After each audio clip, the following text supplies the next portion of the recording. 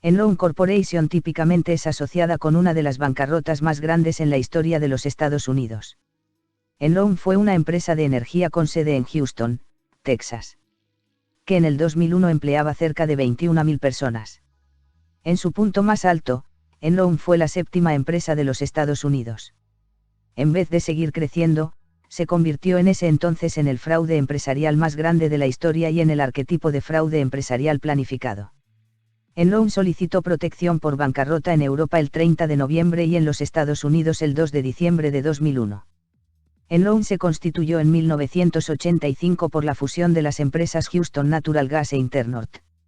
La fusión fue dirigida por Kenneth Lay, presidente de Houston Natural Gas. Originalmente se dedicó a la transmisión y distribución de electricidad y gas a través de los Estados Unidos, y al desarrollo, construcción y operación de plantas de energía, oleoductos, etc. por todo el mundo.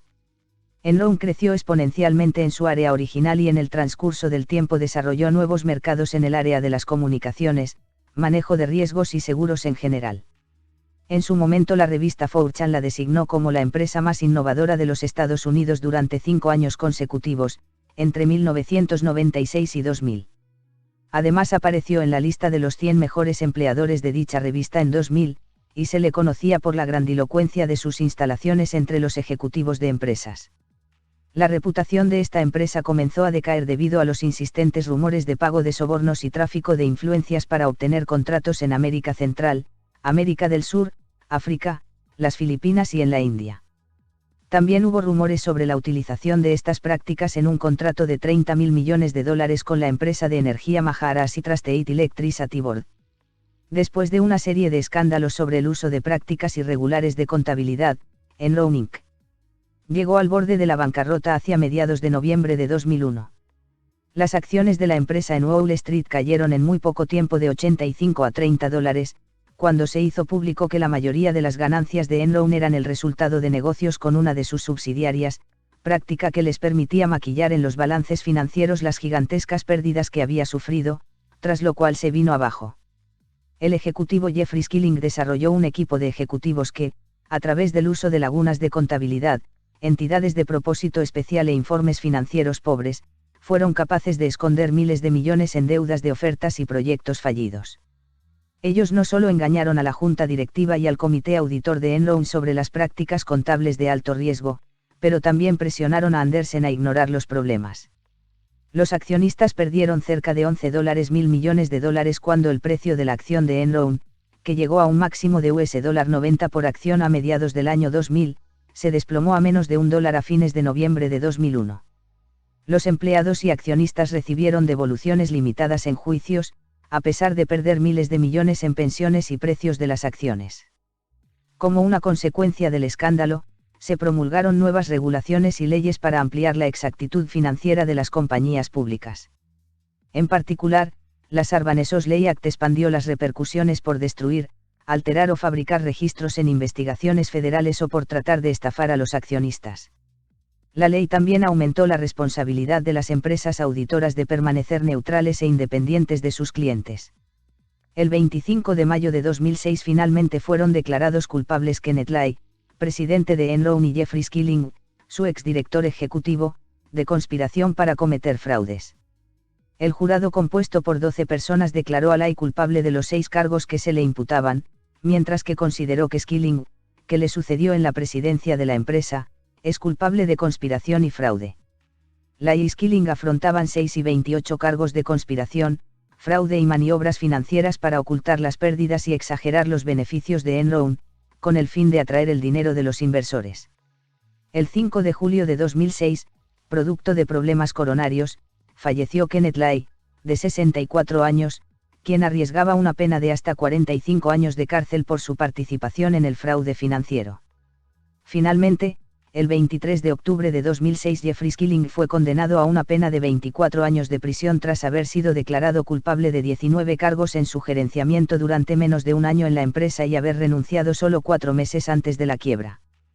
Con su presencia en cerca de 40 países y una serie de empresas asociadas, el colapso de Enron repercutió negativamente en los mercados energéticos en general y en varias compañías que le habían otorgado créditos o tenían contratos con Enron. El escándalo salpicó a Arthur Andersen, una de las firmas más importantes de auditoría contable.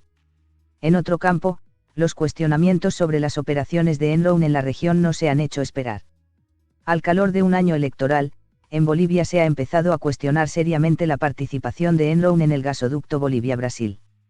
De hecho, se ha denunciado entre otras cosas que la empresa obtuvo una importante participación accionaria en este proyecto sin haber hecho grandes contribuciones o esfuerzos, solo se presentó como el socio estratégico del Estado boliviano.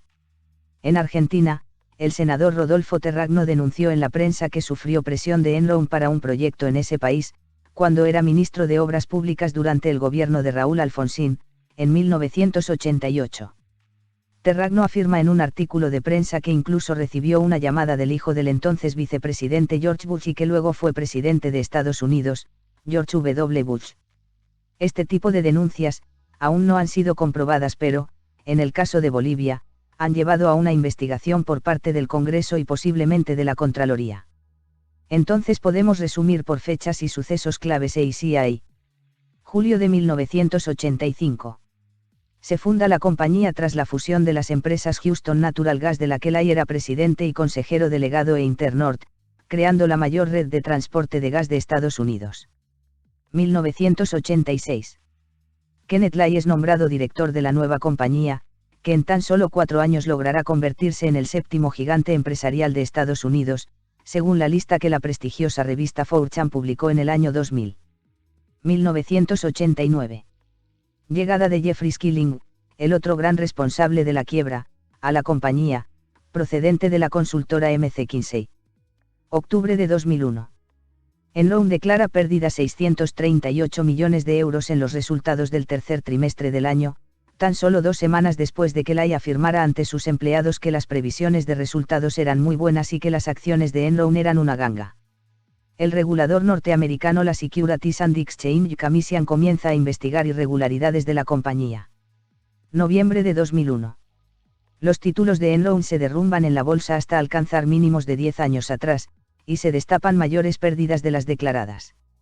Diciembre de 2001. El gigante energético solicita a las autoridades estadounidenses acogerse al capítulo 11, que protege a las empresas que sufren bancarrota. Se produce entonces la mayor quiebra de la historia empresarial estadounidense. Enero de 2002. Dimite Kenneth Lai como presidente a petición del comité de acreedores. Lai seguiría como miembro del Consejo de Administración. Comienza la investigación sobre el caso por Arthur Andersen, la auditora de la energética. Clifford Buster, de 43 años, vicepresidente de la compañía hasta mayo de 2001, fue hallado muerto en su automóvil, con un disparo en la cabeza, cerca de su domicilio en Sugarland, un barrio de Houston, Texas. Junio de 2002. El jurado encuentra culpable a Andersen por obstrucción a la justicia en el caso Enron por destruir documentos sobre las pérdidas de más de $1.000 millones en la compañía que auditaba. El veredicto supondrá el fin de la auditora, fundada 89 años antes en Chicago. Enero de 2004. Skilling and Lai son acusados. El exdirector financiero de la eléctrica, Andrew Fastow, se declara culpable de los cargos criminales y acuerda colaborar en la investigación del caso a cambio de una condena de tan solo 10 años en la cárcel. Enero de 2006. Comienza el juicio por el caso Enron. En total se extendió durante 15 semanas durante las que 54 testigos presentaron sus argumentos y se aportaron multitud de pruebas documentales que aportaron numerosos detalles de la trama financiera que condujo al colapso de la eléctrica. Mayo de 2006.